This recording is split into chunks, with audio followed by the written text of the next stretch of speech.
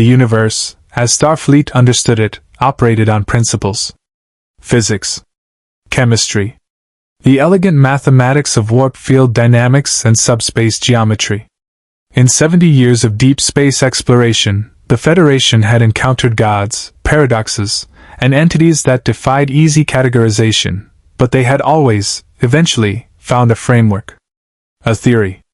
A way to file the impossible into something that made sense by morning.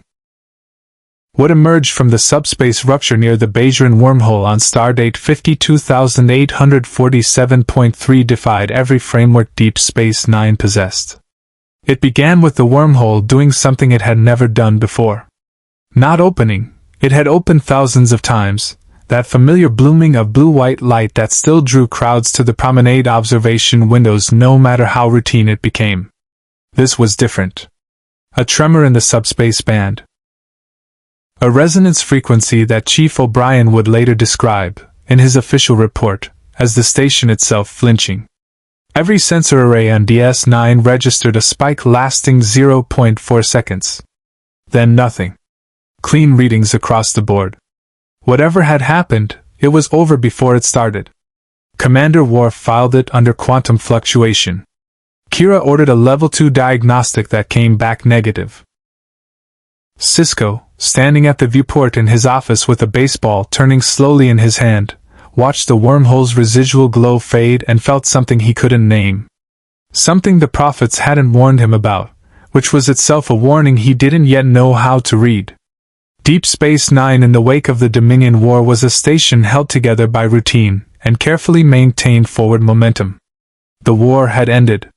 The casualty list had been read, the memorials held, the treaties signed. What remained was the particular exhaustion of people who had survived something they weren't entirely sure they deserved to survive. The promenade bustled. Quark's bar did steady business. On the surface, the station functioned. Beneath the surface, in the places people didn't discuss over Arcadiamon and staff briefings, Deep Space Nine was saturated with grief. It lived in the pauses between sentences. In the way Kira sometimes stopped mid-corridor and stood very still before continuing. In the holocid programs O'Brien ran at 0300 hours when he couldn't sleep. In the carefully neutral expression Odo wore whenever someone mentioned the founders. In the particular quality of silence that surrounded Benjamin Sisko whenever the emissary's obligations pressed too close against the man underneath. The station was full of wounds. Old ones, new ones, wounds that had been stitched closed with duty and discipline and the deliberate business of living. Nobody talked about them the way they needed to. There was always something more pressing. There was always tomorrow. Something had come through that 0.4 second rupture. Something that found the smell of all those wounds extraordinarily appealing. It was very small. In training stage Arcadiamon registered on no biological sensor because it existed in a frequency band DS9's arrays weren't calibrated to detect, its digital origins placing it just outside the parameters of what Federation science classified as organic life. It moved through the station's maintenance conduits the way a shadow moves, drawn not by light but by the opposite. By the particular electromagnetic signature of suppressed emotion. By the neurochemical residue of people in chronic pain who had become very skilled at not showing it. It tasted the station the way a predator tastes the air. Kira, yes, decades of accumulated rage and grief and guilt, extraordinary, but burning hot, volatile, unpredictable. Odo, fascinating, a shame so deep it had calcified into something structural, but complicated by his nature.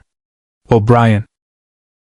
Rich with warm memory, but surrounded by love that partially neutralized the darker frequencies. Sisko, immense, profound, and threaded through with something the creature couldn't quite parse, some connection to an energy source it had never encountered, something that made it instinctively cautious. It moved on. It kept looking. It found Elim Garak at 0217 hours, sitting alone in his tailor shop on the promenade with a cup of tea gone cold beside him and a bolt of Andorian silk across his lap that he hadn't touched in 40 minutes. He was simply sitting. Staring at nothing in particular. Wearing the expression of a man engaged in a conversation with his own history, the kind of conversation that never reached a satisfying conclusion. Garak was, by any external measure, fine. He always was. He was charming at breakfast and wickedly funny at lunch, and by dinner he could make anyone at the table feel like the most interesting person in the quadrant. He had rebuilt his tailor shop. He had, in his own considerable way, contributed to ending the war.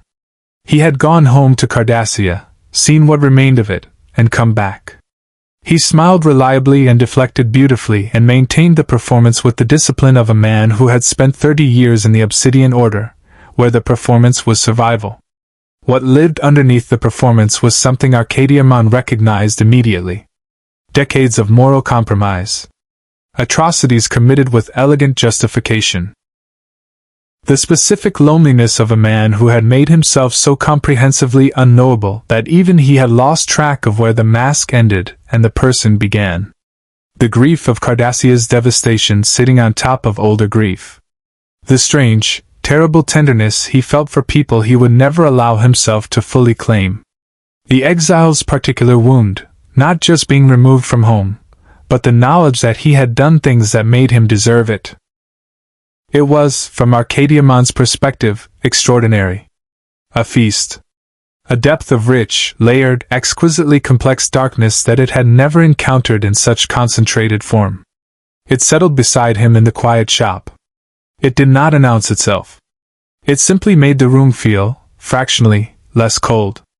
Garak didn't look up. But after a moment, something in his shoulders changed. The faintest easing. He picked up the Andorian silk and resumed his work. He would tell himself later that he'd simply gotten a second wind. That the tea, cold as it was, had helped. That some nights the darkness lifted on its own and you didn't question it, you just worked until morning. He didn't look for an explanation.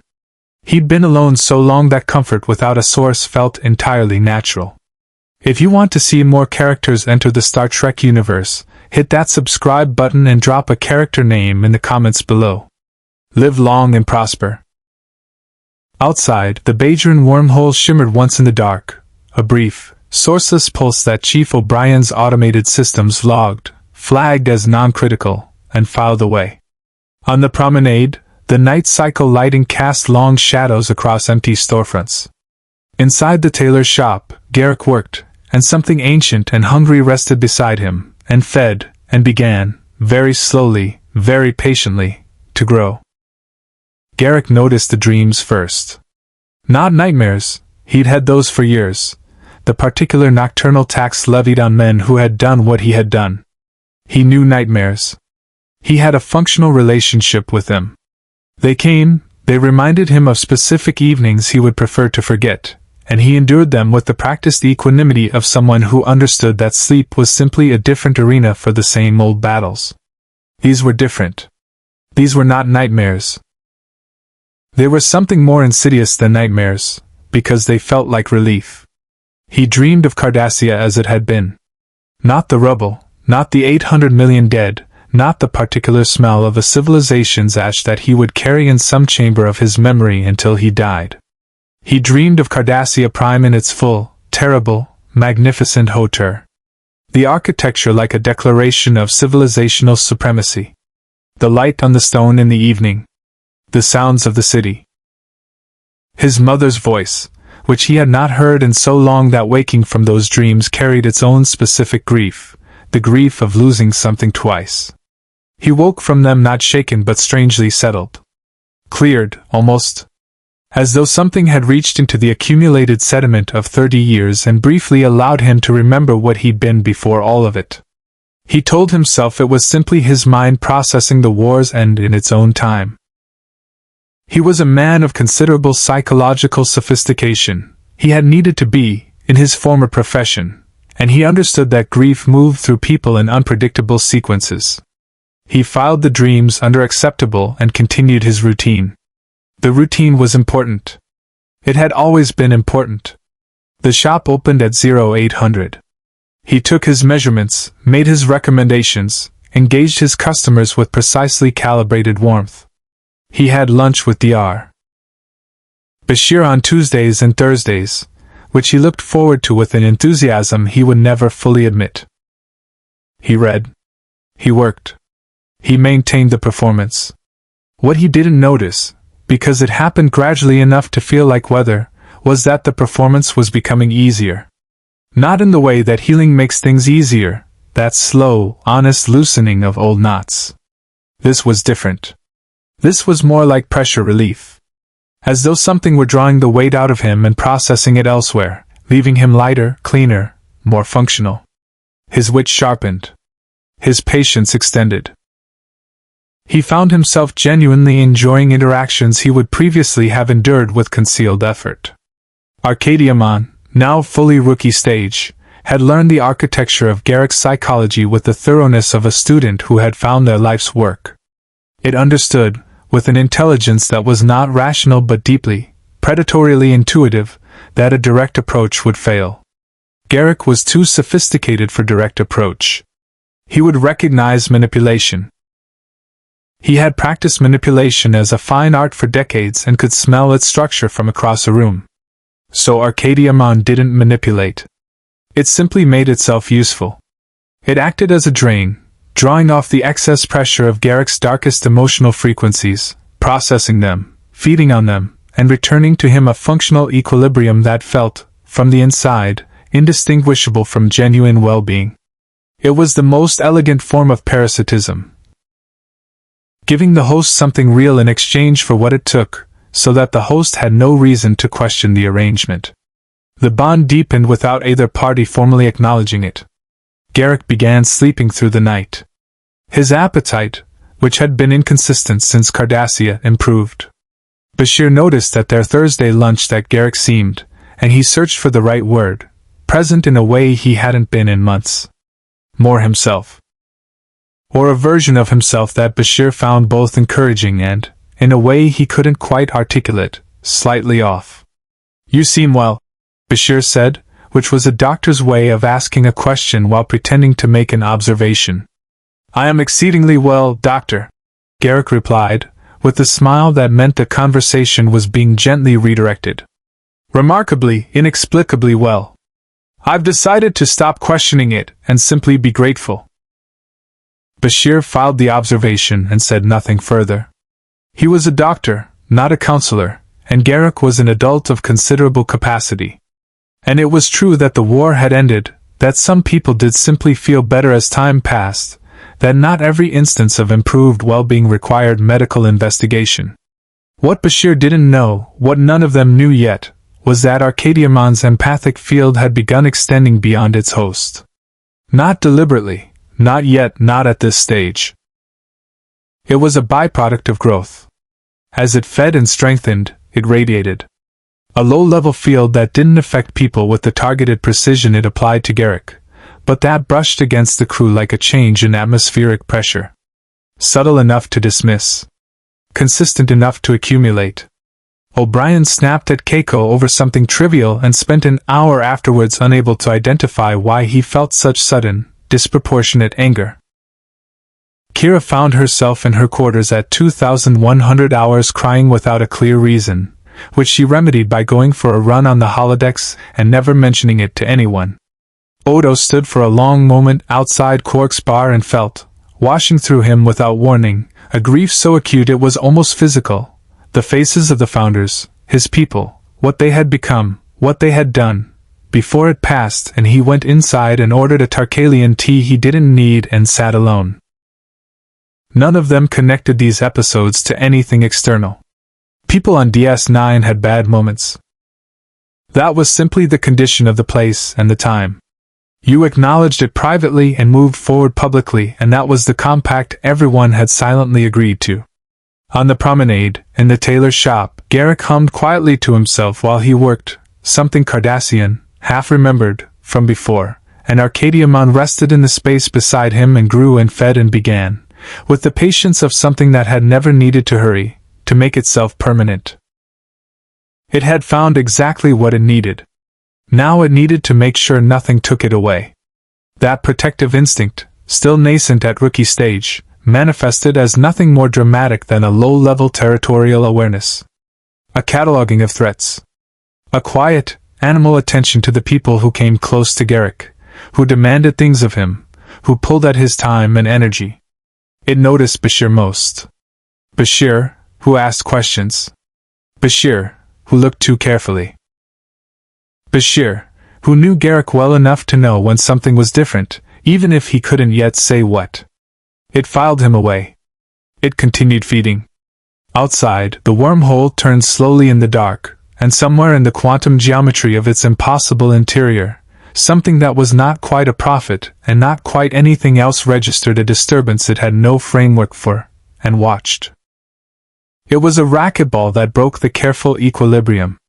Bashir had been tracking the anomalies for 11 days before he had enough data to be concerned rather than merely curious. 11 days of cross-referencing crew medical logs, not individual appointments, nothing that would violate privacy protocols, but aggregate patterns. Emotional distress indicators. Sleep disruption reports. The kind of data that, taken individually, meant nothing, but arranged chronologically and spatially told a story he didn't like. The episodes were intensifying. And they were clustering. He brought it to Ezri Dax over lunch, spreading a pad across the table between their plates with the careful casualness of a man who wanted a second opinion before he committed to alarm. 11 crew members in 12 days, he said. Disproportionate emotional episodes. Acute and brief. 20 minutes to an hour. Then they resolve completely, which is almost stranger than the episodes themselves. Ezri studied the pad with the particular quality of attention that her joined trill nature afforded her. 8 lifetimes of pattern recognition running behind her eyes. Spatial distribution? That's what concerns me. They're not random. He traced a finger across the map overlay.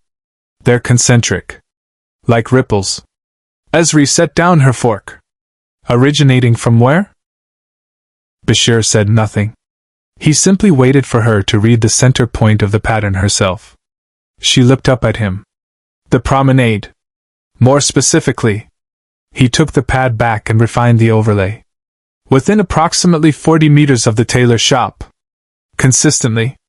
Every single incident. The racquetball game had been Bashir's idea, a pretense for spending time with Garak that felt natural enough to avoid triggering the man's considerable deflection instincts. They played twice a month. It had always been one of the few contexts in which Garak's performance slipped slightly, because physical competition engaged him genuinely and left fewer resources for careful management of impression. They were 12 minutes into the game when Bashir noticed the temperature. Not literally. The court's environmental controls were functioning normally. But there was something in the quality of the air near Garak, a pressure, almost. A density. The way certain places feel inhabited even when they appear empty. Bashir's genetically enhanced senses registered it as a barely perceptible electromagnetic variation that his conscious mind kept trying to dismiss as court ventilation. He stopped mid-rally. Julian! Garak retrieved the ball with mild reproach. We were having such a lovely game. How are you sleeping? The question landed in the space between them with deliberate bluntness. Garak's expression didn't change. It never changed when it mattered. But something in the set of his jaw shifted fractionally. Remarkably well, as it happens. Better than I have in years. The smile was perfect. You should be pleased. Adequate sleep is the foundation of good health, or so I'm told by my physician at every available opportunity. That's what concerns me. My good health concerns you. Your sudden, unexplained, dramatically improved well-being in the aftermath of the worst year of your life concerns me, yes. Bashir kept his voice level. Garak, you went to Cardassia. You saw what was left. You came back and you've been, I don't know how to say this without sounding like I'm complaining about your recovery, but you've been too well. Too quickly. Too consistently. Something moved through Garak's eyes. Not offense. Garak was too skilled for unguarded offense. But something. A flicker of something complicated that resolved back into pleasantness so rapidly Bashir almost missed it. Almost. I wasn't aware that recovery had a correct pace. It doesn't. But it has a texture. It has bad days and better days and the occasional terrible day that comes without warning. What you've been showing me doesn't have that texture. In the space behind Garak's left shoulder, in a frequency band no sensor in the room was equipped to detect, Arcadiamon registered the doctor's attention with the focused stillness of a predator assessing a new variable. It had grown considerably in 11 days.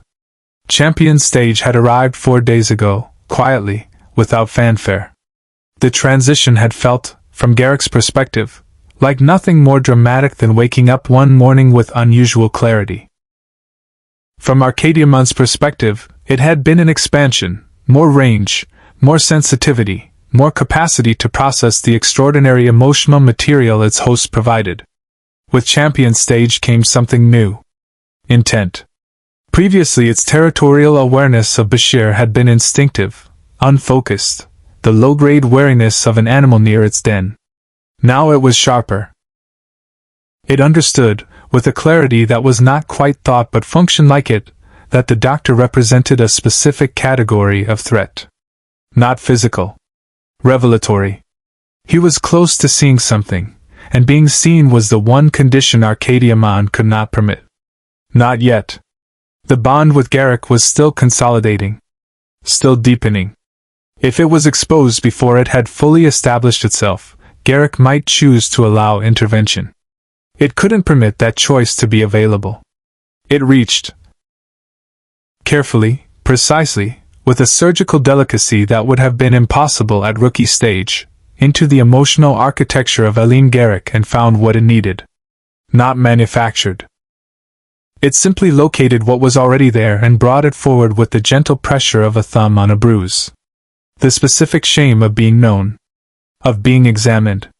Of someone caring enough to look carefully and finding, inevitably, the truth of what was underneath. The way love and exposure had always been the same terrifying thing to a man who had built his survival on being unknowable. Garak's expression didn't change.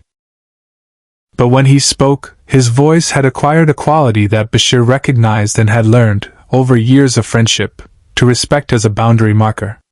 I appreciate your concern, Julian. I genuinely do. But I'm going to ask you, as my friend rather than my physician, to allow me the dignity of my own recovery without making it a medical event. He picked up his racket. Shall we continue? Bashir stood very still for a moment. He was a doctor. He knew when he was being deflected. He also knew, with the particular knowledge of someone who loved Garak as a friend, that pushing past that specific quality of boundary would cost more than it gained. He picked up his racket. But that evening he filed a formal request with the station's environmental monitoring systems for continuous passive bioscan of the promenade. Low-level, non-invasive, the kind that ran in the background during elevated alert status. He wrote the justification as an atmospheric anomaly follow-up from the subspace rupture 3 weeks prior. He didn't mention Garak's name anywhere in the report. Arcadiamon felt the passive scan initiate at 1847 hours and recognized it for what it was. The doctor had not been redirected. He had been delayed. It began feeding faster. The passive bioscan returned its first meaningful result at 0340 hours, which was why Bashir was still in the infirmary when the alert came through. He'd fallen asleep at his desk reviewing crew's psychological assessments, which was itself a data point he would have found professionally embarrassing under less pressing circumstances.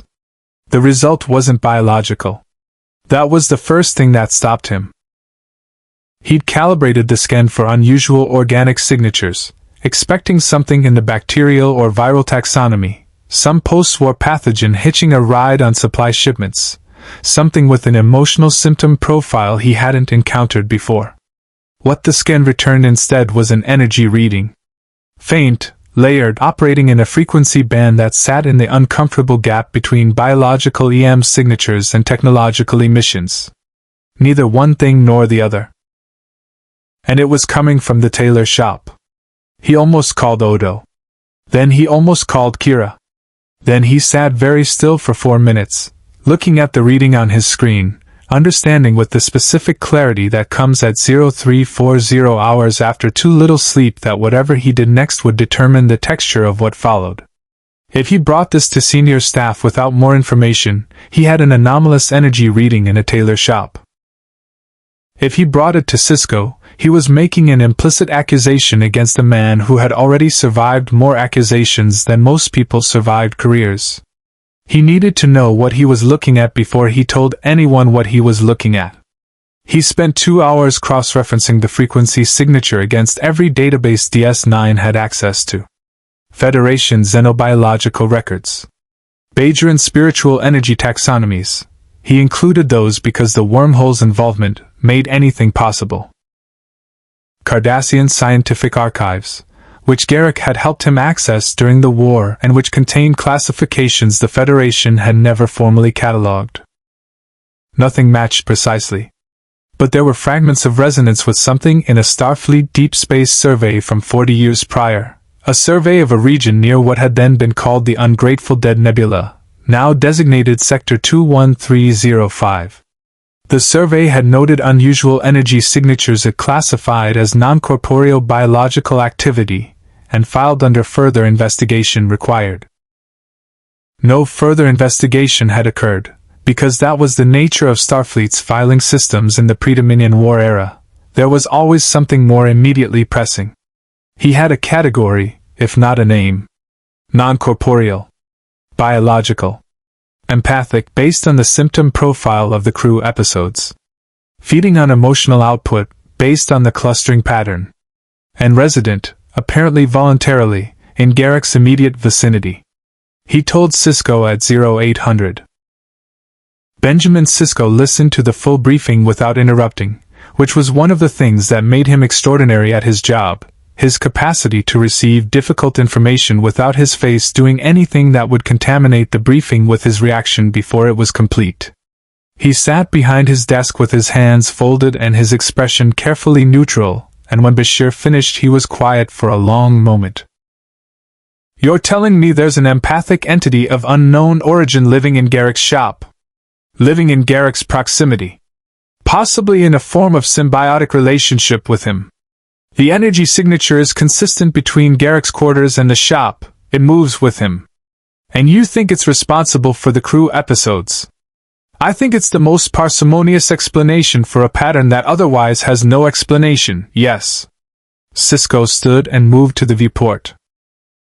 The wormhole was visible in the distance, placid and beautiful and, this morning, slightly ominous in a way it hadn't been yesterday. "Does Garak know?" "I don't know. If he does, he gave no indication. But Garak gives no indication of things by design, so that assessment is worth very little." "All right." Cisco turned from the viewport. "I want a senior staff briefing in 1 hour. And Julian, nothing to Garak until we understand what we're dealing with. If this entity has any awareness of being investigated, I don't want to give it warning." The briefing was tense in the specific way DS9 briefings were tense when the problem was unfamiliar, not the clean tension of a tactical situation with defined parameters, but the uncomfortable tension of a room full of capable people confronting something that didn't fit their categories. Worf's response was immediate and characteristically direct: security measures, containment protocols, a level 3 alert. Kira asked the question no one else had yet asked out loud, which was whether they were certain the entity was a threat rather than simply an anomaly. O'Brien wanted to know if his environmental systems could be modified to detect the frequency signature more broadly. Ezri said very little, but the expression she wore was the one she wore when her joined memories were surfacing something relevant that she hadn't yet assembled into language. It was Odo who made the observation that reframed everything. "You said the crew episodes intensified in the areas nearest to Garak," he said in the measured, precise way he made all his observations. "That the field radiates outward from him. But the episodes themselves, disproportionate emotional responses, acute and brief."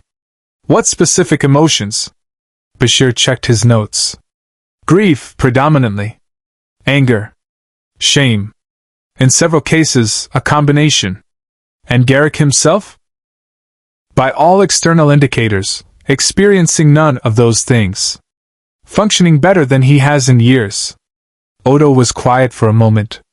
So it takes his darkness and distributes it. Processes it through him and releases it into the surrounding population. He paused. That's not random emission. That's a system. The room absorbed this. It's managing him, Esri said quietly. Keeping him functional enough to maintain the relationship. Keeping him comfortable enough not to question it. She looked at Cisco. It's not just feeding. It's farming. Cisco had been in enough impossible situations to know that the moment a situation acquired a coherent metaphor, the next step was always the same, direct engagement. You didn't strategize around a thing you didn't understand. You went and looked at it. He went to the tailor's shop at 1,100 hours with Worf at his shoulder and the careful, considered expression of a man who had faced the prophets and the Paraiths and a war that had nearly ended the Federation and had learned that the most dangerous approach to any unknown was the assumption that your existing categories were sufficient. Garak was at his workbench when they entered, precisely where he always was, doing precisely what he always did. He looked up with an expression of mild, pleasant inquiry that was so perfectly calibrated it was itself a kind of answer. Captain? Commander Worf. The smile was warm, practiced, and completely impenetrable. I don't suppose this is a social call. I'm afraid not. Cisco moved into the shop with the deliberate ease of a man choosing not to be threatening while making clear that the choice was his. We need to talk about what's been sharing your space for the past few weeks. Something happened in the room. Not visible, not audible, not detectable by any of the three humans present. But Worf's hand moved to his phaser, responding to a threat his warrior's instincts had registered before his conscious mind processed it. And Garak's expression, for just a fraction of a second, less than a second, in the space between one heartbeat and the next, showed something that Cisco had never seen on Elim Garak's face before. Fear. Not of Cisco. Not of Worf. Of losing something. Then it was gone, and Garak was perfectly composed, and the shop was quiet, and whatever had just moved through the room had finished moving. I'm not sure, Garak said carefully. What you mean? But his hands, Cisco noticed, had stopped working. And they didn't start again. Cisco didn't push. Not immediately. He had learned, through the prophets, through the war, through 30 years of command, that the moments requiring the most force were rarely the moments that felt like it. He sat across from Garak in the small chairs the tailor kept for customers awaiting fittings, and he spoke quietly and without accusation, and he told Garak everything Bashir had found. Garak listened with his hands folded in his lap and his expression doing the thing it did when he was processing something significant, not blank, but very still, the way deep water is still. When Cisco finished, the shop held a silence that had texture to it. Wait. You believe there's an entity, Garak said finally, of empathic nature, resident in my vicinity, feeding on my psychological distress and distributing the excess to the surrounding crew. That's our current theory. And you want to remove it? We want to understand it first. Then make a decision. Garak looked at his hands. It was a small gesture, barely noticeable, and it was the most honest thing Cisco had seen him do in the entire conversation. And if I told you, he said, with a careful, precise quality to his voice that was very different from his usual fluency, that I was aware something was different, that I had attributed it to the passage of time and the natural processes of recovery. He paused. Would you believe me? Yes, Cisco said. Because he would.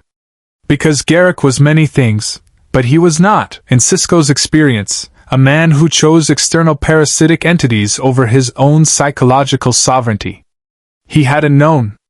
Or he had known in the way people know things they are not ready to examine, peripherally, with willful imprecision. What happened next happened fast.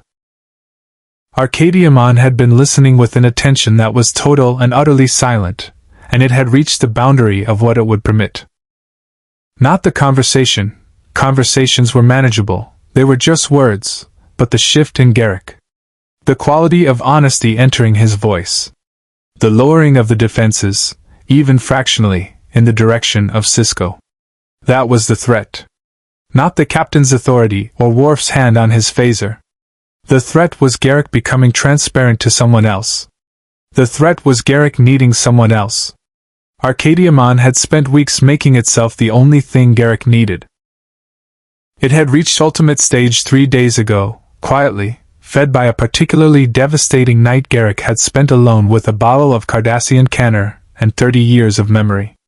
Ultimate stage brought capabilities that rookie and champion stage had only suggested. The empathic field was no longer a byproduct, it was a weapon, and it could be directed. It directed it now. The effect moved through DS9 like a pressure wave.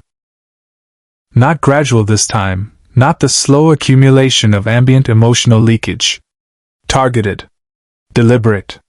Every suppressed wound on the station cracked open simultaneously, and the crew of Deep Space Nine discovered in the space of approximately 90 seconds that there is a significant difference between pain you carry and pain you are suddenly forced to inhabit without warning or preparation. In Ops, Lieutenant Nog stopped mid-sentence and sat down heavily on the floor, his hand going to the leg he'd lost and had replaced, his face doing something it hadn't done in public since the rehabilitation ward on Starbase 235. 2 junior officers at adjacent consoles reached for each other without knowing why. The third began crying with the focused, bewildered expression of someone who has forgotten that they've been waiting to cry for a very long time. In the security office, Odo stood at his window and felt the full weight of what his people had done during the war, not abstractly, not at the manageable distance he had constructed through discipline and duty, but with the immediacy of someone watching it happen. The Founders. The morphogenic virus. The 100 years of Dominion subjugation he had been, without knowing it, a living symbol of. He gripped the edge of his desk and said nothing and did not move for 4 minutes. In Holoset 2, O'Brien was running a program. He wouldn't say which one afterward. He shut it down and sat in the dark of the empty holosuit and thought about Setlik 3 and the Cardassian he had killed and the specific conversation he had never finished having with himself about what that meant. Kira found herself in the corridor outside her quarters with no clear memory of leaving them, tears on her face she hadn't felt fall, the names of Bajoran resistance members dead for a decade suddenly present in her mind with the immediacy of yesterday. In the tailor shop, the wave hit Garak last and hardest. It was not punitive. That was the terrible thing about it. Arcadiamon was not punishing him. It was, in its own predatory, fundamentally alien way, protecting him. Overwhelming him with the full unprocessed weight of his own history to make him need it, to make the comfort it provided feel not like a choice but like oxygen. It reached into 30 years of accumulated darkness and brought it all forward at once, and Garak made a sound he would spend considerable effort forgetting, and his hands went to the workbench for support. Sisko was on his feet. Worf had his phaser drawn and was pointing it at nothing visible, which was its own kind of maddening. Sisko grabbed his comm badge. Sisko to Bashir. Medical emergency, promenade, tailor shop, and I need a station-wide report on crew's status immediately. Bashir's voice came back stretched thin. Captain, I'm getting reports from across the station. Crew members are experiencing acute emotional episodes simultaneously. This isn't localized anymore. Whatever the entity is doing, it's doing it everywhere. Can you contain it? A pause that lasted slightly too long. I don't know what I'd be containing, sir. I can't get a stable read on the signature. It's shifting. The frequency is different from this morning. Higher. More complex. Worf lowered his phaser and looked at Sisko with the expression he wore when tactical assessment had reached its limit. It has changed, he said. Whatever it was when Dr. Bashir scanned it this morning, it is no longer that. Garak had straightened. He was standing at his workbench with both hands flat on its surface, breathing with the careful deliberateness of someone managing something large. His face was composed again, the discipline was extraordinary, it always was. But underneath the composure something was different. His eyes, when they met Sisko's, had a quality the captain hadn't seen before. Not fear this time. Something more complicated. The expression of a man who has just been shown, without his consent, the full inventory of everything he's been carrying, and who is not entirely certain, in this particular moment, that he wants it taken away. "Captain," Garak said, with a steadiness that cost him visibly. "I think you should know that whatever this is, it didn't feel malicious. When it does what it just did." He stopped. Chose his words with the precision of a man who understood that the words he chose here would matter. "It feels like being known. Not examined. Not dissected." His jaw tightened. "Known. And I am aware of how dangerous that is to admit." Sisko held his gaze for a long moment. Outside, the station hummed and ached and slowly, tentatively, began to recompose itself. Crew members in corridors and offices and holosuits blinked and breathed and felt the wave recede and tried to understand what had just moved through them. In the security feed, Odo pulled up from his office 10 minutes later, reviewing the promenade footage from the incident. There was nothing to see in the tailor shop except Sisko and Worf and Garak. Nothing visible beside or behind or around any of them. But the timestamp on the footage showed a 6-second gap that environmental systems had no record of. 6 seconds in which the recording continued but showed nothing, not static, not interference. Just the shop, unchanged, and the 3 men in it. 6 seconds in which something had made a decision about how visible it was willing to be. It had chosen not very. Not yet. Sisko ordered a level 2 alert and gave Garak quarters reassignment to a monitored section of the habitat ring, which Garak accepted with the gracious compliance of a man who understood that cooperation under observation was its own form of control. He packed a small bag with the unhurried precision of someone who had been relocated under duress before and knew that the quality of your exit communicated more than the exit itself. He did not argue. He did not deflect. He simply moved, and Arcadiamon moved with him, invisible and utterly indifferent to Starfleet's containment architecture. The monitored quarters were equipped with Bashir's modified sensor array. 3 days of frantic recalibration had produced something that could track the entity's frequency signature with approximately 70% reliability, which Bashir described to Sisko as better than nothing and Worf described as inadequate. Both assessments were accurate. The sensors showed Arcadiamon as a shifting luminescence on Bashir's display, present and unmistakable, curled in the space adjacent to Garak's bed with the settled quality of something that had decided this was home, and had no plans to renegotiate. The senior staff spent 48 hours attempting to find a tactical solution and discovered, with accumulating frustration, that they didn't have the vocabulary for the problem. Phasers were irrelevant. The entity existed in a frequency band that conventional energy weapons passed through without meaningful interaction. Force fields produced a reaction, but the reaction was not containment. The first time O'Brien activated a level 10 containment field around Garak's quarters, Arcadiamon's empathic output spiked so severely that 4 crew members on the adjacent deck required sedation. The field came down within minutes. The message was clear, even without language. Boundaries would be answered with escalation, and the escalation would not be directed at Starfleet. It would be directed at the station's population. "It's using the crew as leverage," Kira said in the senior staff meeting on the 3rd day, with the flat recognition of someone who had spent years of her life understanding exactly this dynamic. "It doesn't have to threaten us directly. It just has to make clear that any move against it costs us something we're not willing to pay." "Classic hostage logic," O'Brien agreed grimly. "Except the hostages don't know they're hostages," Ezri said. "And neither does Garak." That was the center of it. That was the problem that kept reasserting itself every time Sisko tried to think past it. Garak was not a prisoner in any way he recognized. He was cooperative, lucid, and in possession of all his faculties. He attended the daily check-ins Bashir conducted with the punctual compliance of a man honoring an agreement he found mildly inconvenient. He answered questions thoughtfully and without obvious evasion. He ate. He read. He requested fabric samples from the promenade and continued working on a commission for a Bajoran minister that was due in 3 weeks, which under the circumstances struck everyone involved as either admirably composed or deeply unsettling, possibly both. What he would not do was agree that the entity should be removed. He was careful about how he expressed this. He never said he wanted it to stay. He never defended it directly. What he did was ask questions. Good questions, precise questions, the questions of a former intelligence operative who understood that the framing of a situation determines its available resolutions. He asked whether they were certain removal was possible. He asked what the effect on the crew would be if they attempted removal and failed.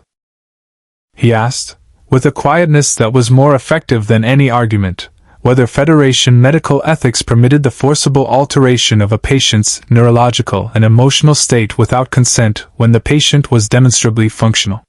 Bashir, to his considerable credit, told Garak that the ethics question was legitimate and that he was wrestling with it. Garak thanked him with a warmth that was entirely genuine. Arcadiamon, registering the exchange, fed on it with the quiet satisfaction of a creature watching its investment mature. It was feeding faster now. Not from crisis. The crisis had passed, the station had stabilized, the acute empathic wave had receded. It was feeding from something subtler and more sustainable. From Garak's emotional landscape as it was being actively reshaped. Because what Arcadiamon had discovered, at ultimate stage, was that the most nutritious emotional material wasn't raw darkness. Raw darkness was abundant but inefficient, high volume and low density. What fed it most richly was the specific emotional state produced when a person who had spent their entire life preventing themselves from needing anyone began, slowly and terribly, to need. Garak was beginning to need it. Not consciously. Not in any way he would have admitted or perhaps even recognized. But in the monitored quarters with the sensor array humming and the level 2 alert in effect and Cisco checking in every morning with the careful patience of a man managing a situation he didn't fully understand, Garak was discovering something he hadn't anticipated. That the entity's presence had become load-bearing. That the particular equilibrium he'd been maintaining for 30 years. The careful, elegant, self-sufficient performance of a man who required nothing from anyone had been quietly restructured around something external. Something that knew him. Something that, in its alien and predatory way, had made itself indispensable. He sat with this knowledge at 0300 hours on the 4th day in monitored quarters and did not sleep and did not call Bashir, and did not reach for the canner he'd requested from the replicator, and then deleted the request before it materialized. He sat in the dark and thought about indispensability, and need and the specific vulnerability of a man who had survived everything by needing nothing, suddenly discovering that the armor had a seam. Esri found him like that at 0400 hours, because she had 8 lifetimes of joint trill instinct telling her that 0400 hours and Elim Garak and 4 days of crisis was a combination worth checking on. She brought 2 cups of tea she replicated in the corridor and sat across from him without making it a counseling session, because she understood Garak well enough to know that the label would close every door the moment it was applied.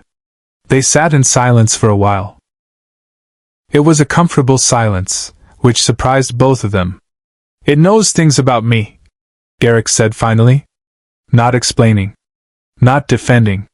Simply stating in the dark, at 0400 hours, a fact he'd been sitting with. Not information.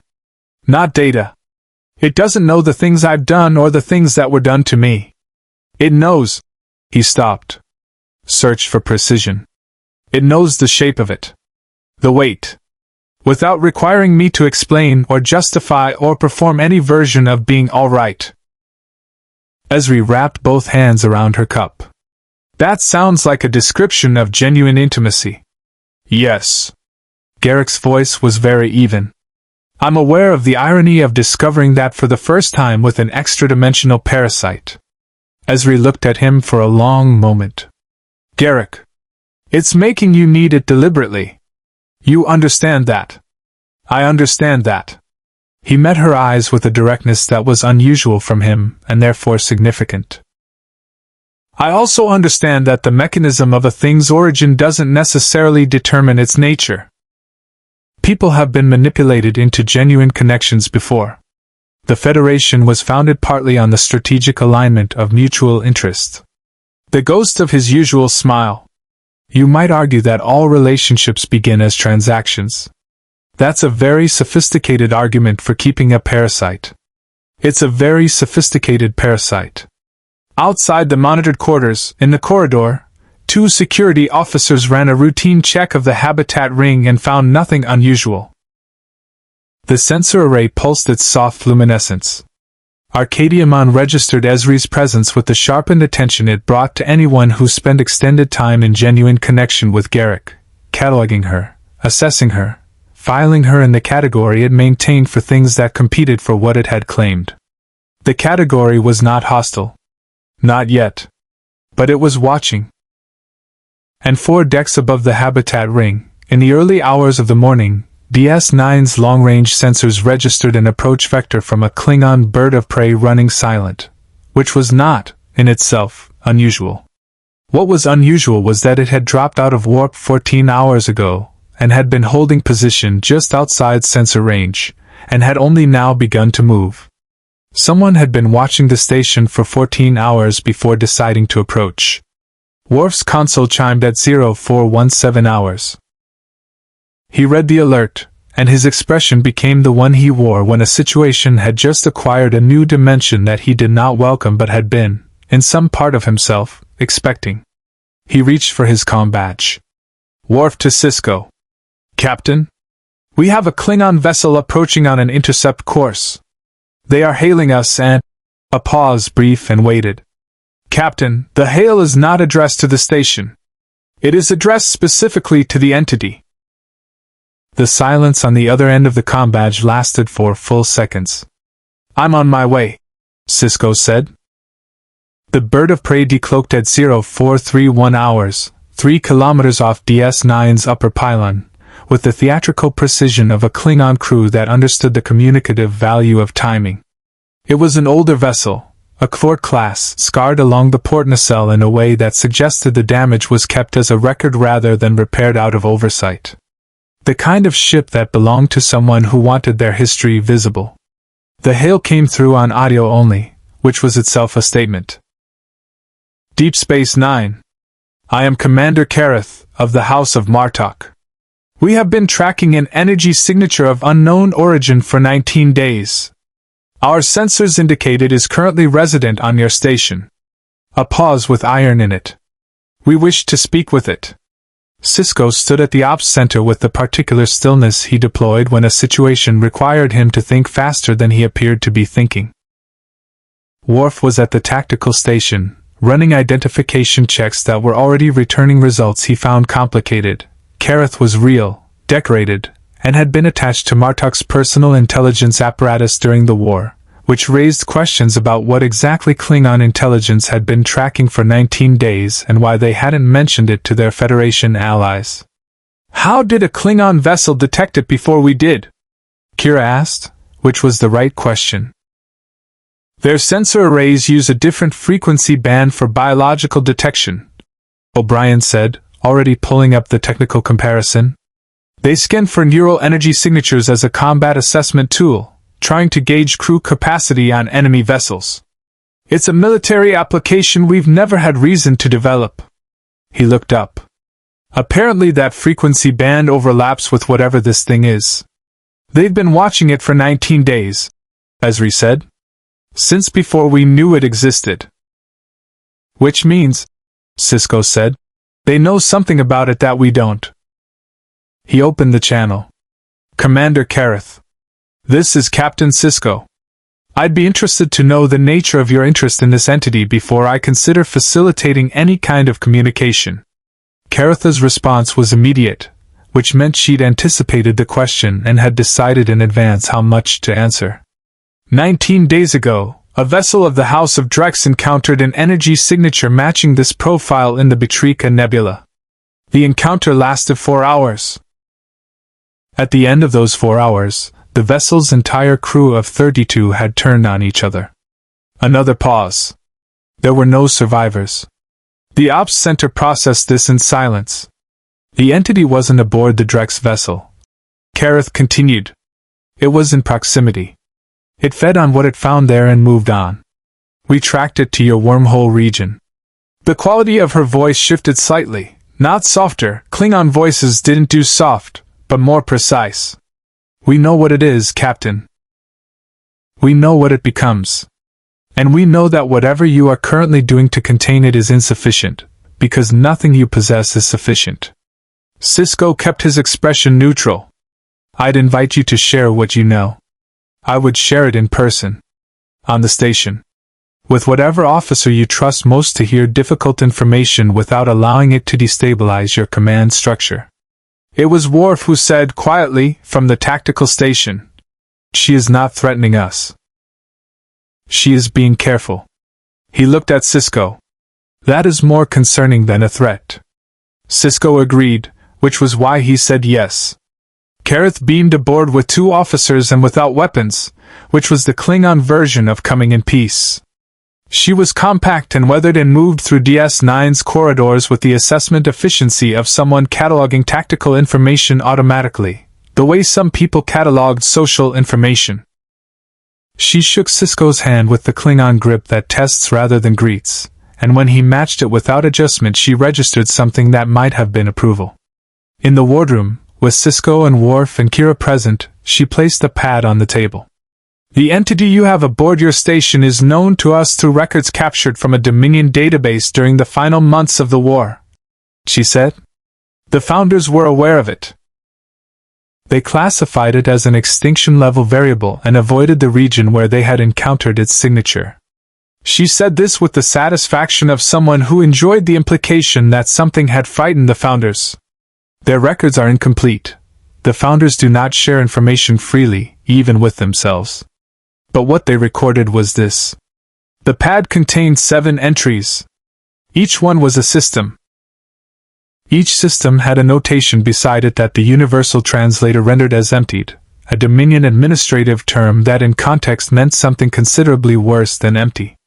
7 systems, Kira said, her voice flat. 7 systems where the entity's signature was detected in proximity to populated worlds. In each case, the population was gone within what the Founders estimated as 3 to 6 months of initial contact. Kareth folded her hands on the table. Not destroyed.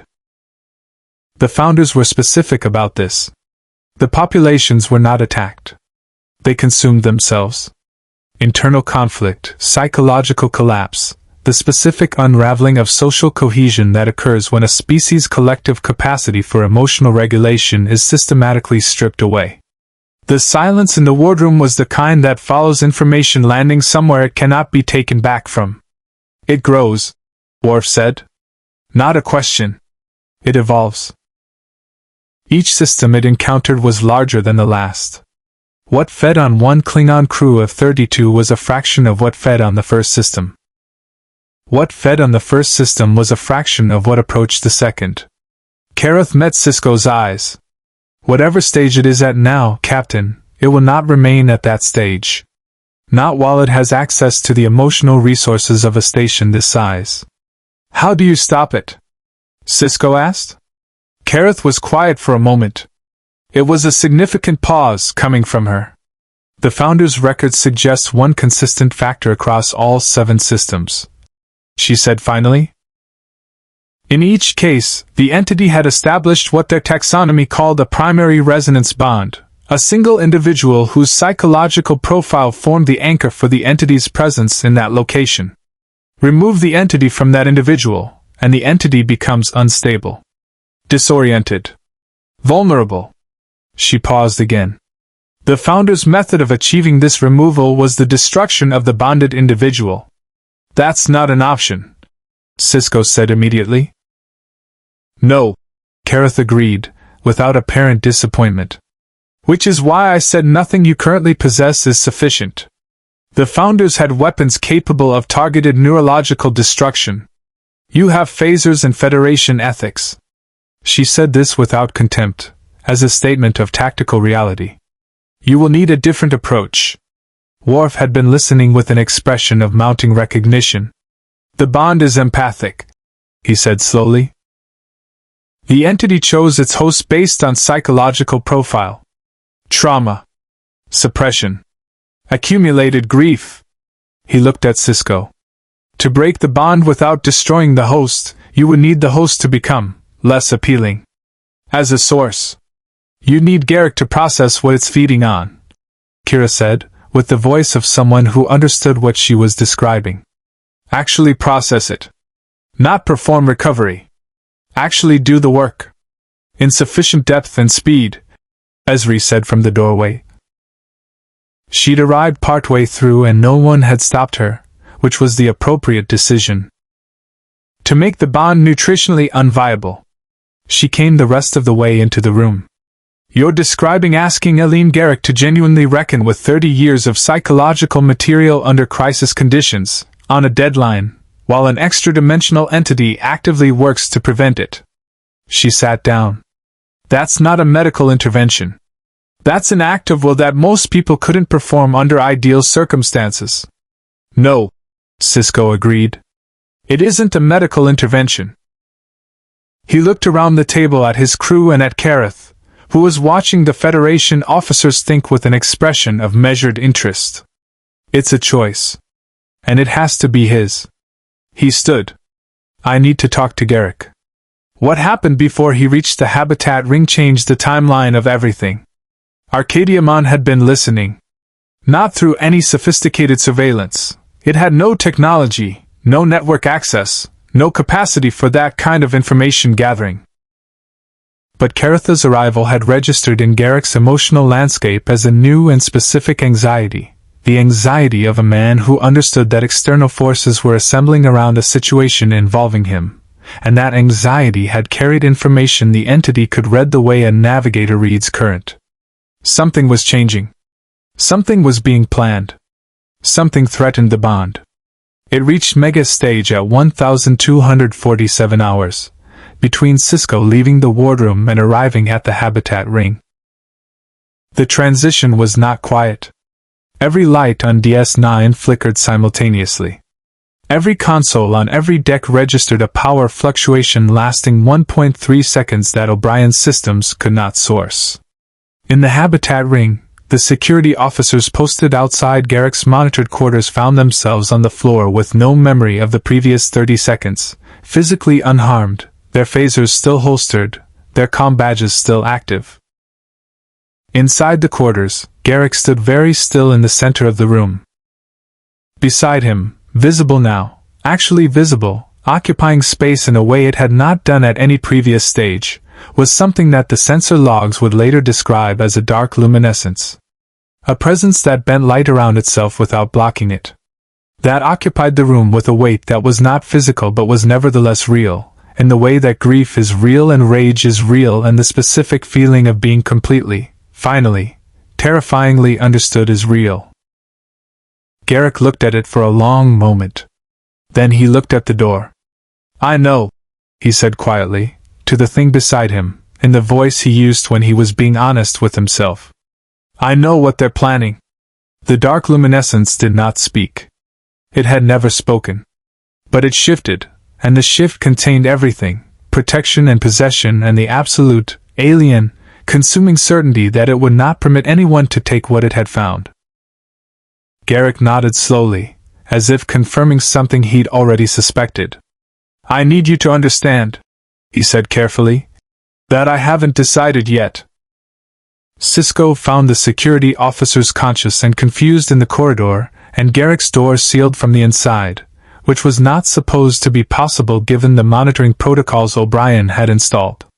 He stood in the corridor for a moment assessing the situation with the practical clarity of a man who had learned that the instinct to force entry was usually the instinct most worth resisting. He pressed the door chime. There was a pause. Then the door opened. Garak was seated at the small desk by the viewport, hands folded, the picture of composed cooperation. The room was unchanged, furniture in place, sensor array humming, the commission fabric folded neatly on the secondary surface. Nothing visible was different. Everything invisible was entirely different. Cisco could feel it the moment he stepped inside.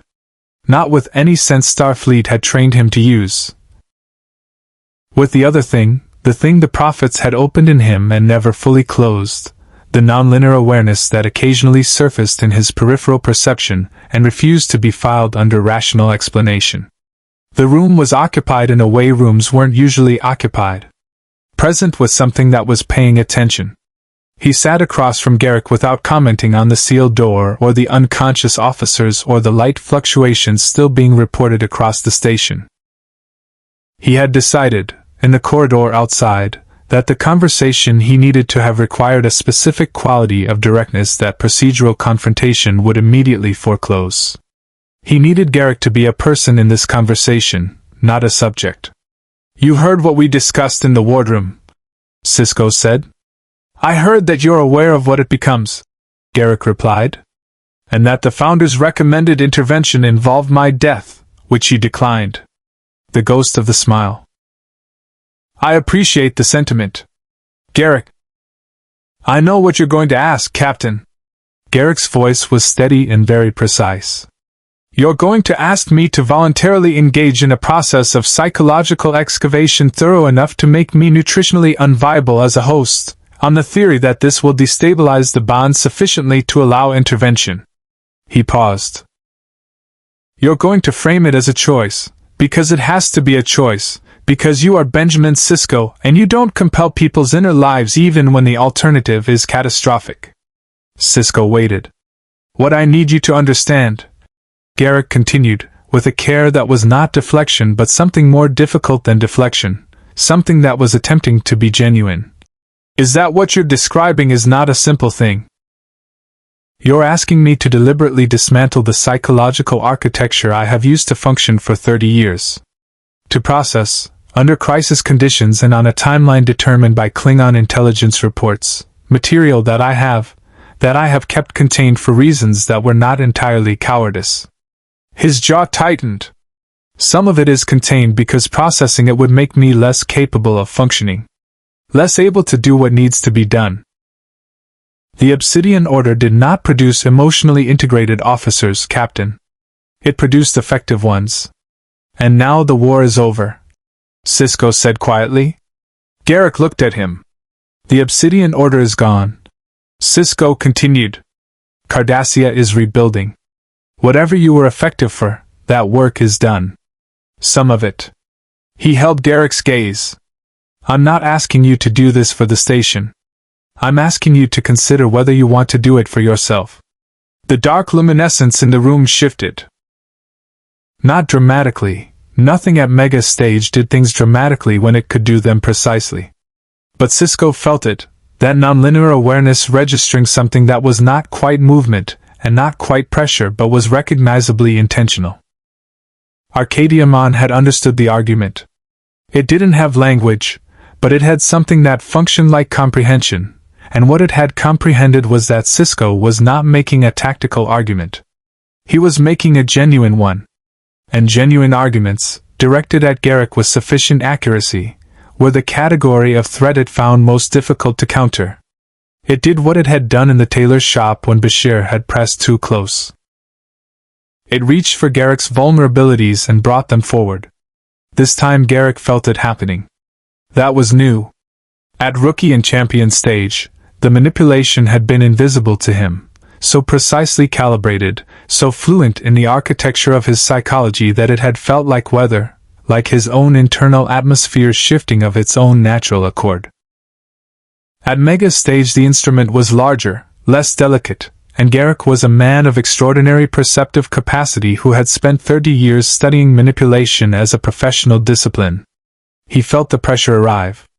He recognized its shape. He closed his eyes for a moment.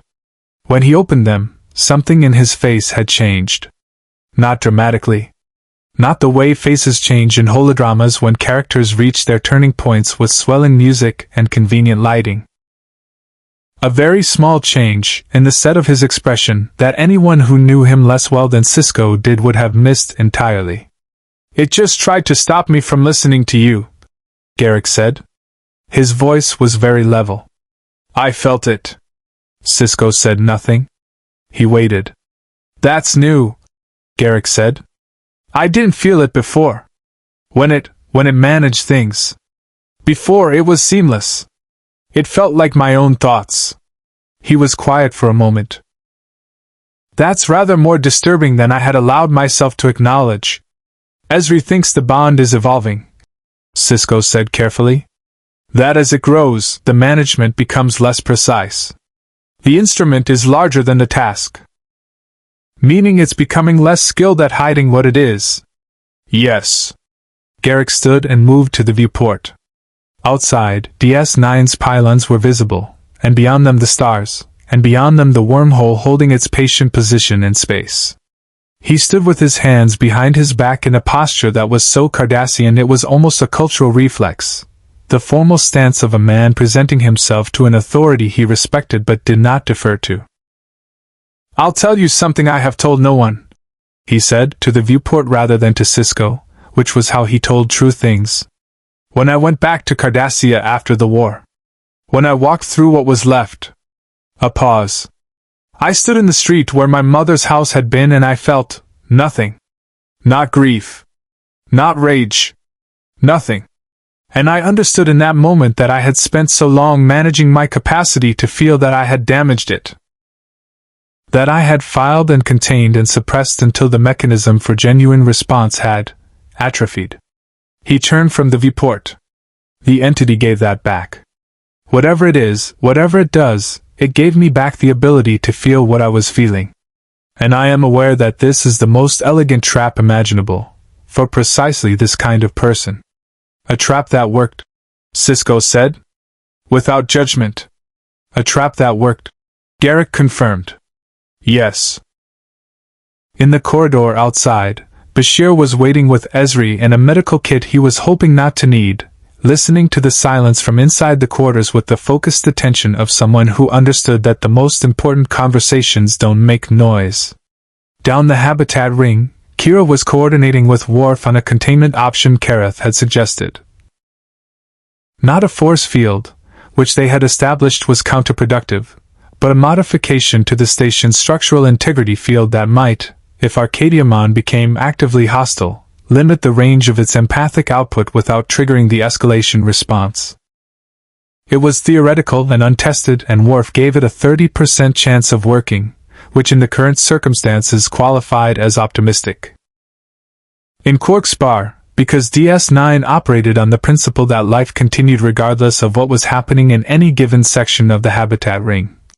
The evening crowd had gathered and Quark was serving drinks with one eye on the news feeds and one eye on the door and the particular entrepreneurial anxiety of a man who had learned that unusual events on this station were either very bad for business or extremely good for it, and he was not yet certain which category the current situation occupied. And in Garak's monitored quarters, in the space between one breath and the next, Elim Garak made the decision that Cisco had come to ask him to make. Not dramatically. Not with declaration. He simply turned from the viewport and looked at the dark luminescence in the room, really looked at it, with the full, unflinching attention he had spent 30 years directing at everything except himself, and said, quietly and with precision, I think I would like to speak with Esri. Arcadiamon registered this with a stillness that was total. Then, in the frequency band that DS9's modified sensors were barely equipped to detect, it produced a sound.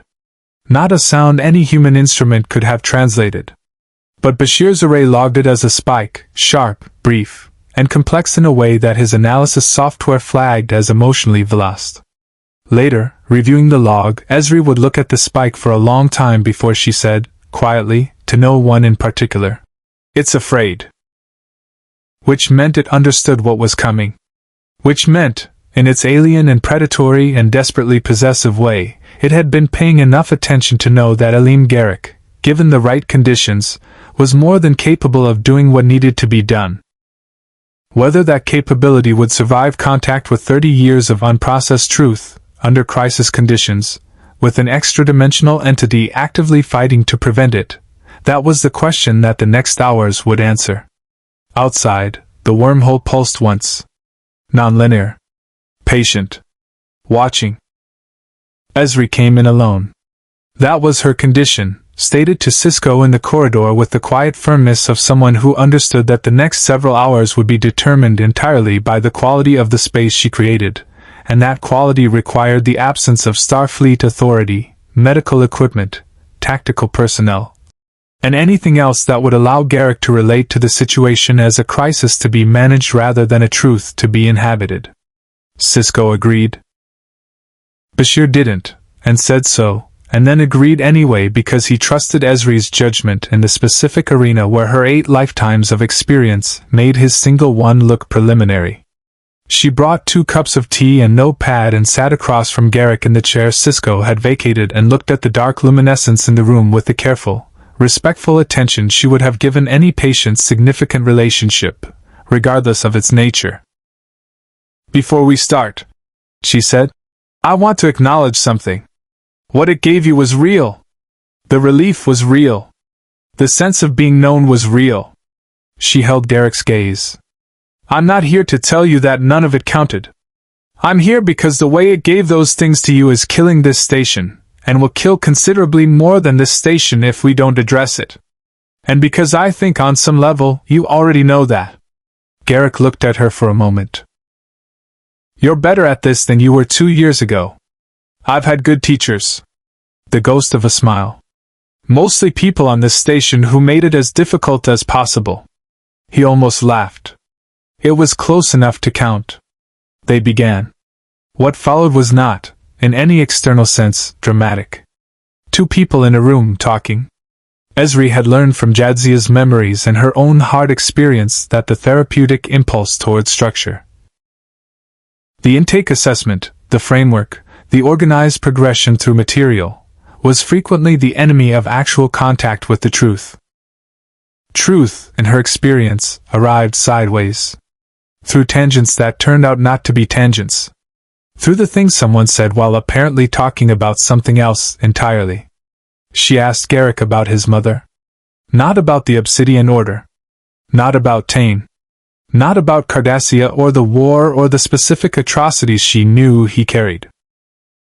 She asked about his mother, and Garak, who had been preparing himself for a different kind of conversation, found that the preparation was entirely insufficient for this one.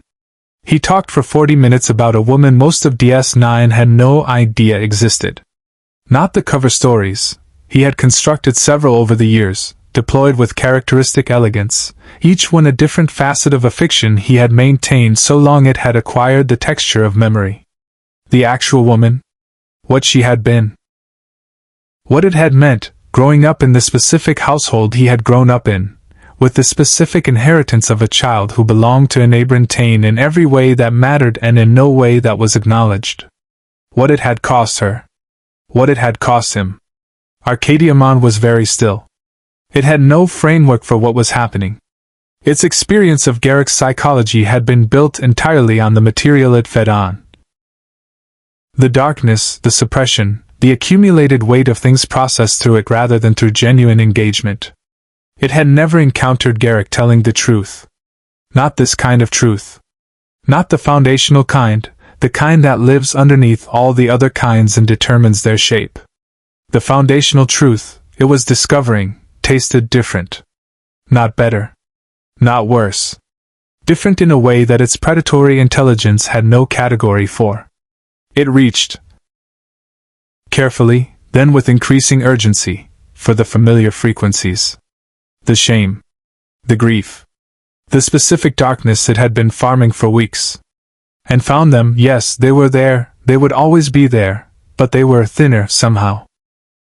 As though the act of speaking them, of giving them to another person without performance or deflection, had changed their density. Reduced their nutritional value at the precise frequency Arcadiamon fed on. It pushed back. Not subtly. At mega stage, subtlety was becoming a diminishing resource. It pressed Garak's vulnerabilities with increasing force, cycling through the inventory it had built over weeks. The specific shame of Tane's rejection, the weight of the people he had hurt, the particular grief of Cardassia's dead, the loneliness that was so structural it had become invisible. It brought them forward, one after another, with the desperate efficiency of a creature that understood, for the first time, that something was being taken from it. Garak felt every one of them arrive. Named them, quietly, to Ezri. Without performing equanimity or drowning in them. Simply, naming them. The way you name things when you are finally willing to know what they are. "My father never acknowledged me," he said, at one point, in the voice of someone touching a very old injury that had never properly healed because it had never properly been acknowledged as an injury. "And I spent 30 years making myself invaluable to him professionally because that was the only form of connection available. And when he died, what I felt—" He stopped. Breathed. "What I felt was not grief. It was the specific devastation of realizing that the possibility of something I had needed since childhood was now permanently foreclosed. That I would never—" He stopped again. "I would never be able to stop wanting something that no longer had any possibility of existing." Ezri said nothing. She let it be what it was.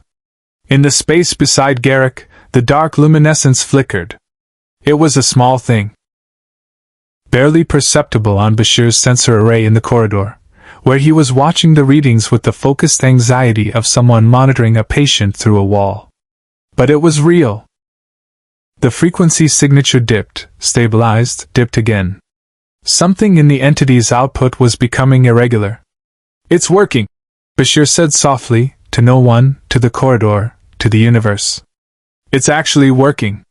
It was working because Ezri was extraordinary at her job and because Garak, given the specific conditions that Cisco had somehow intuited were necessary, genuine choice, genuine respect, genuine directness without compulsion, was capable of a courage that none of his colleagues had fully credited. The courage of a man who had spent his entire life surviving by making himself unknowable, choosing, under the most difficult possible conditions, to be known. They had been talking for 3 hours when Arcadiamon reached Ultra Stage. The transition did not announce itself the way Mega Stage had, with flickering lights and corridor officers losing consciousness. It arrived in Bashir's sensor readings as a frequency shift so severe that his modified array screamed 3 simultaneous alerts, and then crashed entirely, leaving him with no data from inside the quarters and a medical kit he suddenly wished was a weapons locker. Inside, the dark luminescence expanded. It filled the room. Not physically, it did not displace furniture or press against walls. It filled the room the way a presence fills a room when it has decided that the previous parameters of its behavior no longer apply. Ultra-stage Arcadiamon was not the carefully managed, precisely calibrated creature that had spent weeks cultivating Garak with surgical patience. It was something older and larger and considerably less interested in subtlety, and what it felt. If felt was the appropriate word for what occurred in the processing architecture of an extra-dimensional digital parasite, was the closest thing to panic its nature permitted. Garak was slipping away. The bond was thinning. The nutritional landscape it had built its existence around for the past weeks was being actively dismantled by the man it had chosen, and every instinct it possessed, sharpened now to ultra-stage acuity, was screaming one response. Prevent it. By any means necessary. The empathic output hit DS9 like a wave hitting a seawall. Every person on the station felt it. Not the gradual accumulation of previous episodes, not the directed spike of the ultimate stage intervention. This was total and immediate, and did not discriminate. It reached into every crew member, every civilian, every person on every deck and in every section simultaneously, and it pulled. Not at specific wounds. At everything. At the full emotional capacity of every person aboard, drawing it toward the habitat ring with a force that was not metaphorical. In Ops, 3 officers lost consciousness. Worf grabbed the tactical console and held on with both hands, his Klingon physiology giving him a slightly wider margin than the humans around him, and activated the structural integrity modification Kareth had proposed with the focused determination of a man buying time he hoped would be sufficient. The modification held. It didn't stop the field, but it limited its radius, contained the worst of it to the habitat ring sections rather than spreading to the docking pylons and the civilian promenade. Kareth, in the security office where Odo had stationed her, stood and looked at the ceiling with the expression of someone whose worst assessment had been confirmed. She reached for her communicator to her ship without being asked. Kareth to QH. Arm the resonance emitters. Target the habitat ring, Section 7. Wait for my order. Oda looked at her. What are resonance emitters? Something we developed after the House of Drex, she said.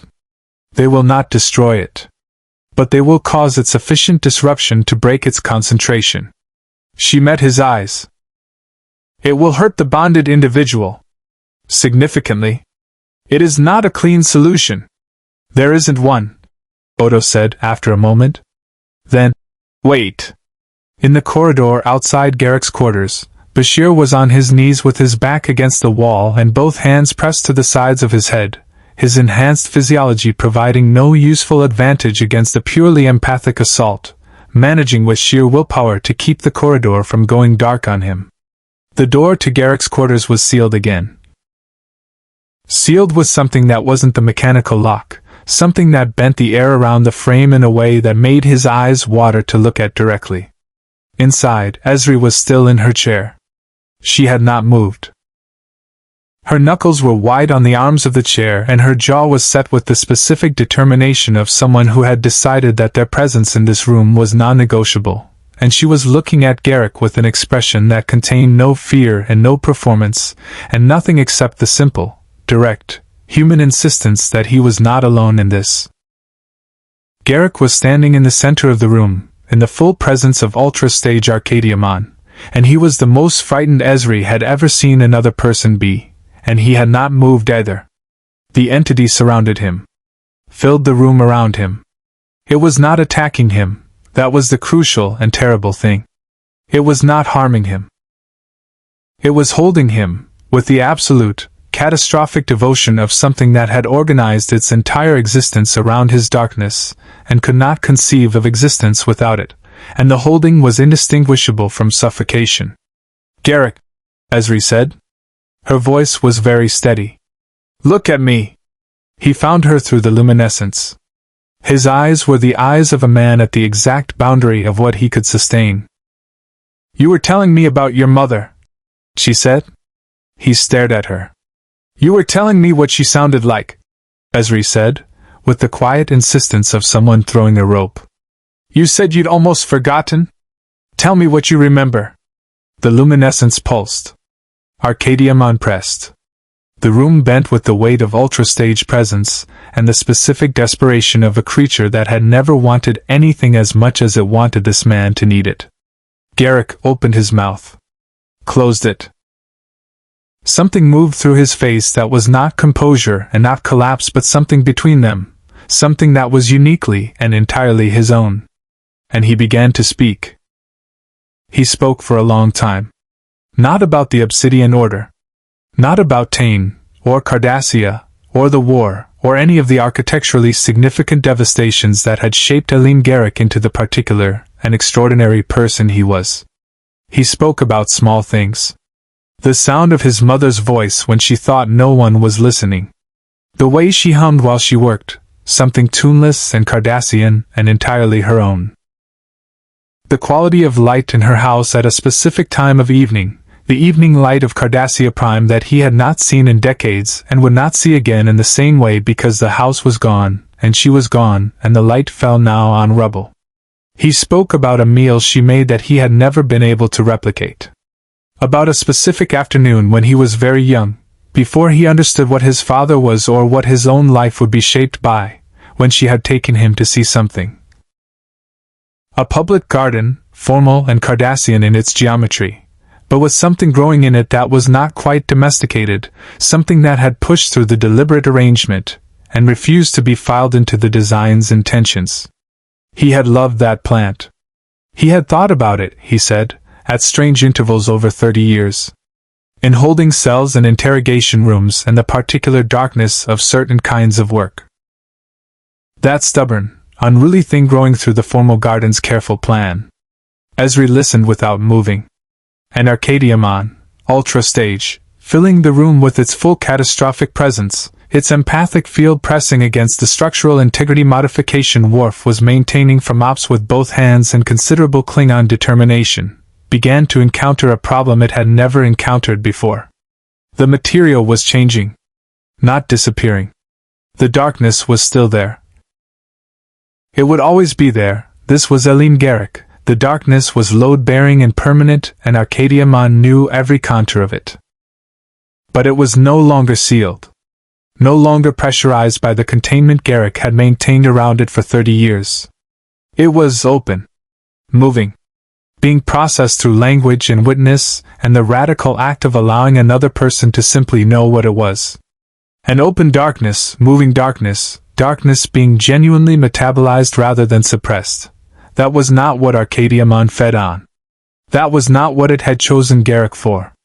What it needed was the pressure. The sealed, accumulated, unprocessed weight of it. The feast was in the containment, not the material itself. The containment was gone. Esri felt the change before her sensors could have measured it. She felt it the way you feel a storm's pressure drop in the body before the mind processes it. The quality of the room shifted. The luminescence, which had been expanding with the force of ultra-stage desperation, began to do something she had no framework for and found, in the moment, unutterably sad. It contracted. Not aggressively. Not tactically.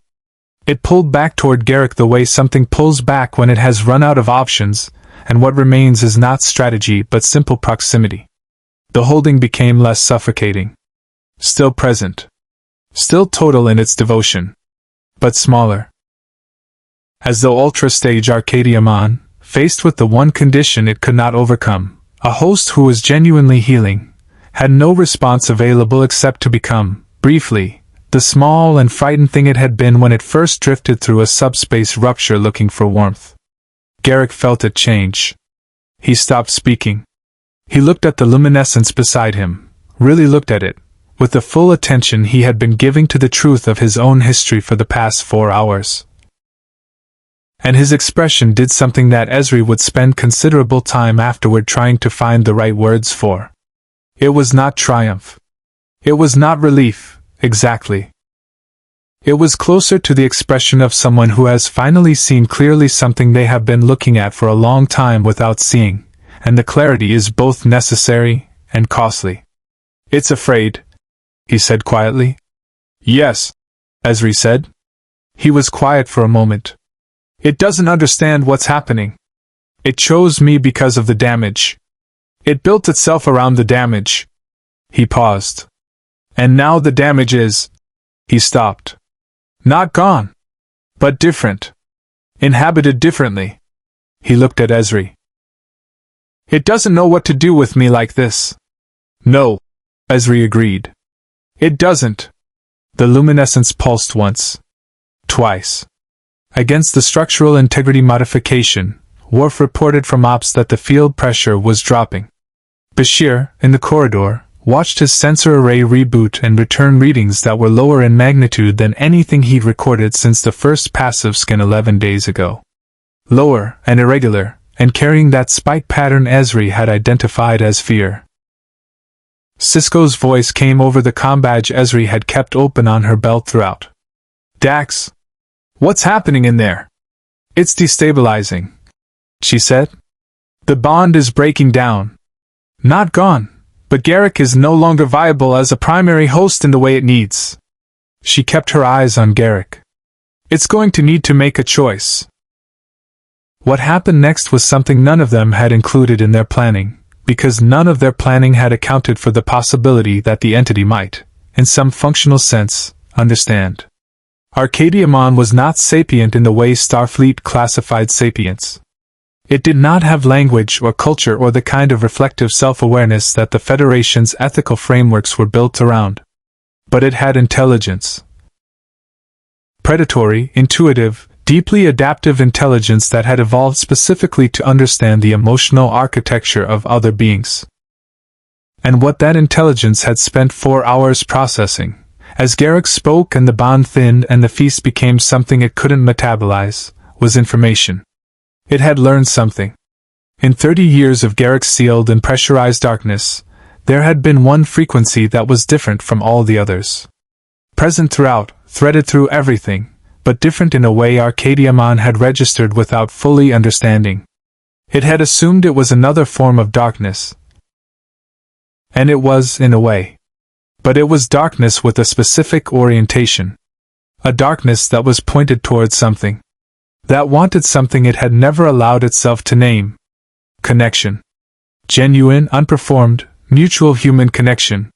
The thing Garak had sealed away along with everything else because the risk calculus of allowing it had always resolved toward not survivable. Arcadiamon had been feeding on its absence for weeks. On the ache of it. On the way a man who needed connection and had spent 30 years preventing himself from having it generated a particular quality of darkness that was extraordinarily nutritious for a creature of its nature. And now, imperfectly, incompletely, under crisis conditions that were far from ideal, Garak was beginning to have it. The luminescence made its decision. It moved. Not toward Garak. Not toward Ezri. It moved toward the viewport, and through some property of its ultra-stage nature that O'Brien would spend 3 weeks trying to explain and ultimately file under spatial anomaly, exotic physics category.